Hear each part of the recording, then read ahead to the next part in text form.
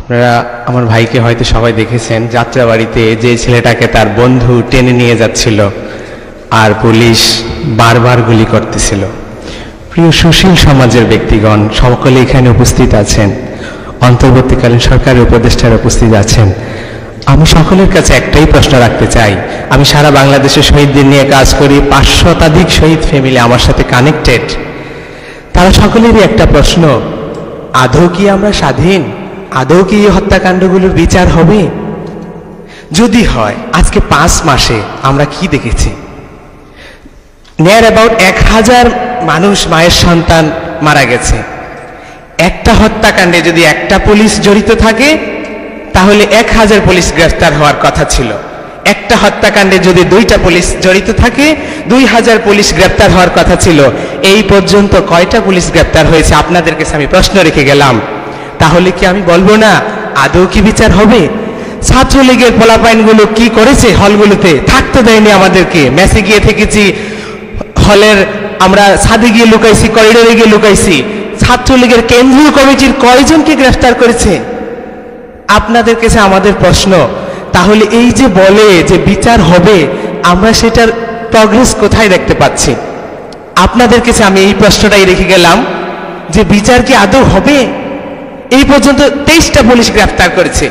কি ম্যাসাকার করেছে পুলিশ? কিভাবে মানবাধিকার লঙ্ঘন করেছে?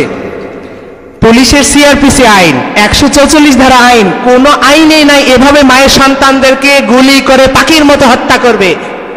তারা যেভাবে পারছে বুকে গুলি চালিয়েছে, মাথায় গুলি চালিয়েছে, যে যেভাবে পারছে সেইভাবে গুলি চালিয়েছে।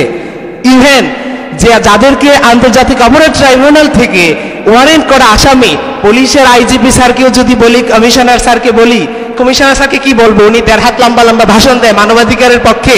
ওনার আপন ভাতিজা যাত্রাবাড়ি জোনাল এডিশনাল এসপি ছিল, সে 2 শতাধিক মায়ের সন্তানকে খুন করেছে। আমি তাকে দিয়েছি লোকেশন, যে আপনার ভাতিজা উল্লেখ করিনি, বললাম যে সে ট্রাইব্যুনাল থেকে আসামি, তাকে প্লিজ গ্রেফতার করুন। কি করলো? তাহলে আমরা বিচার কোথায় দেখতেছি? প্লিজ মাননীয় উপদেষ্টারা, সংস্কার কমিশনের যারা উপস্থিত আছেন, আপনাদের কাছে আমাদের একটাই কষ্ট, একটাই দাবি, চোখটা বন্ধ করে সেই মায়ের কথা চিন্তা করেন, যেই মা অন্যের বাড়িতে কাজ করে তার সন্তানকে এত বড় লালন পালন করেছে, দেশের জন্য ছেড়ে দিয়েছে, দেশকে স্বাধীন করার জন্য, ফেসিবাদ মুক্ত করার জন্য। সেই বাবার কথা একটু চিন্তা করেন, চোখটা বন্ধ করে, যে নাইট গার্ডের চাকরি করে, সিএনজি চালিয়ে, রিক্সা চালিয়ে তার সন্তানকে এত বড় করেছে, দেশের জন্য, দেশকে ফেসিবাদ মুক্ত করার জন্য ছেড়ে দিয়েছে, দেশকে স্বাধীন করার জন্য।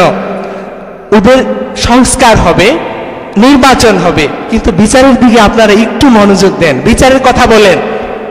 এই পর্যন্ত এতগুলো উপদেষ্টা, এটাই দুঃখ লাগে, কেউই এই বিষয়ে কথা বলে না। 5 মাস হয়ে গেছে, শহীদের রক্তের দাগ এখনো শুকায়নি। আমরা কি বিচার দেখে যেতে পারবো? ট্রাইব্যুনালে যদি আমি তাজুল ইসলাম স্যারকে বলি, স্যার বলে আমাদের দায়িত্ব ওয়ারেন্ট ইস্যু করে দেওয়া, আমরা তো ওয়ারেন্ট ইস্যু করে দিচ্ছি। যদি আসামিকে গ্রেফতার না করে, তাহলে বিচারের নামে যে রঙ্গমঞ্চ হয়েছে সেখানে কাদেরকে ফাঁসি দিবে? শেখের বেটি হাসিনাকে যদি 1000 বার ফাঁসি দেয়, তাও বাংলার মানুষের মন শান্তি হবে না। কিন্তু তার সাথে তার যে দোষররা ছিল তাদেরকে কখন ফাঁসি দিবেন? তাদেরকে যদি গ্রেফতারই না করেন, তাহলে এই নাটক রঙ্গমঞ্চ বিচার নামে কি আদৌ হবে? আপনাদের কাছে প্রশ্ন রেখে গেলাম। ধন্যবাদ। আসসালামু আলাইকুম।